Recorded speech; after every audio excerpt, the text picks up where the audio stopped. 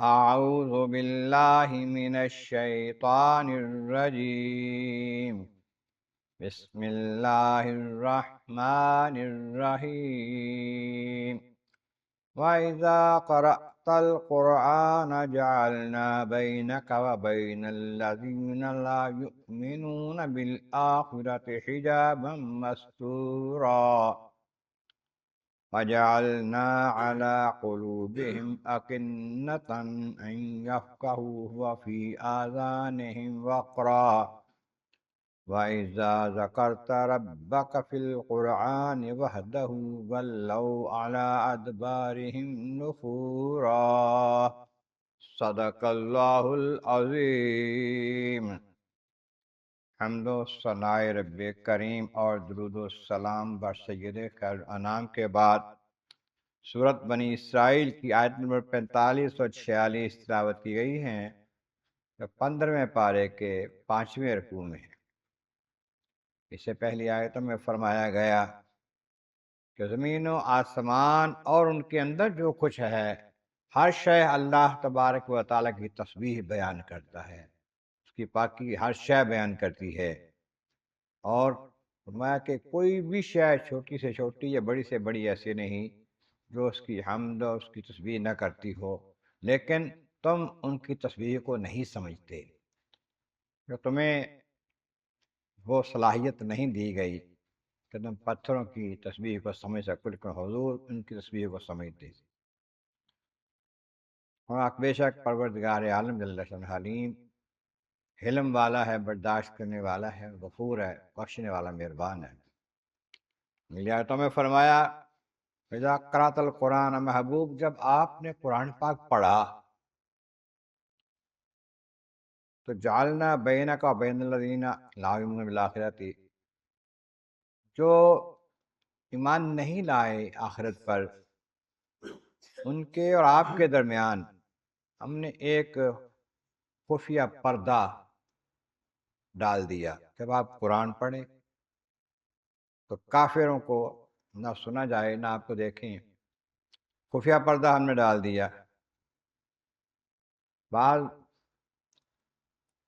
علماء کرام نے ترجمہ کیا ہے کہ جب بھی آپ قرآن پڑھیں، ہم آپ کے اور ان کافروں کے درمیان جو حق کو نہیں مانتے ایک پردہ ڈال دیتے ہیں۔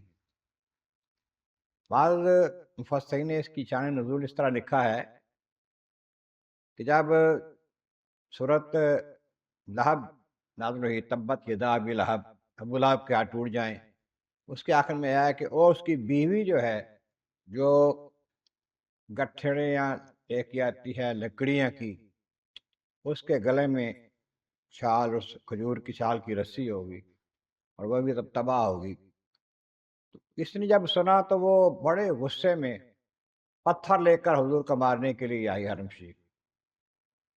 جب آئی تو جناب صدیق اکبر رضی اللہ تعالیٰ عنہ نے دیکھا کہ بڑی بکھری ہوئی ہے، ٹھیک ہے، مشہور بات زبان، تو حضور نے یہ کلمات طیبات قرآن پاک کے پڑھے، فرمایا فکر نہ کرو۔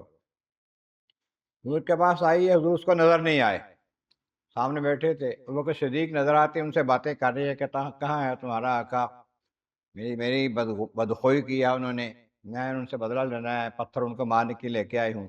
حضور پاس ہی تھے، اس کو نظر نہیں آیا۔ تو حضور نے بتایا کہ اللہ تعالیٰ نے میرے اور اس کے درمیان ایک فرشتہ رکاوٹ بنا کے کھڑا کر دیا تھا، اور یہ بھی ہے کہ حجاب مستور جو ہے وہ اس طرح فرشتے کی طرح کوئی چیز ہے۔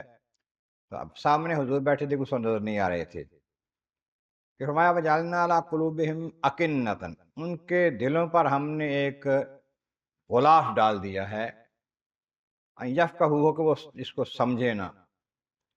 قرآن پاک سنتے بھی ہیں نا تو ان کو سمجھ نہیں آتی کہ یہ کیا ہے، عقل ان کی معاف ہو جاتی ہے۔ اللہ کریم نے ان کے دلوں پر ایسے پردے ڈال دیے ہیں۔ فی آذانہم وقرا، اور ان کے کانوں میں بھی ڈانٹ ہیں، رکاوٹ ہیں، وہ سنتے بھی نہیں صحیح طریقے سے۔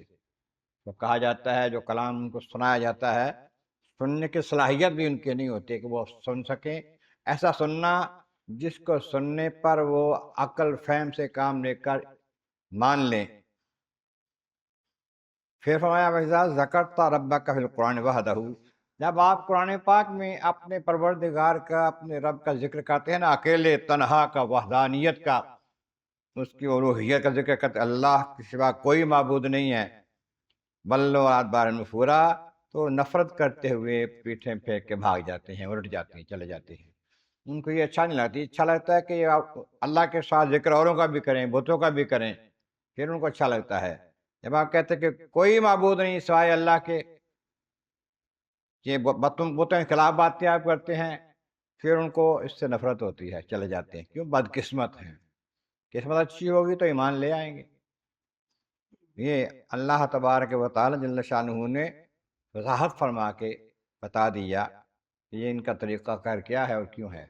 اللہ تبارک و تعالیٰ کے بارے میں عالم عرض مولا کریم محبوب کریم کا صدقہ قرآن کریم کا فہم اور اعمال صالح نصیب فرما۔ وآخر دعوانا ان الحمد للہ رب العالمین۔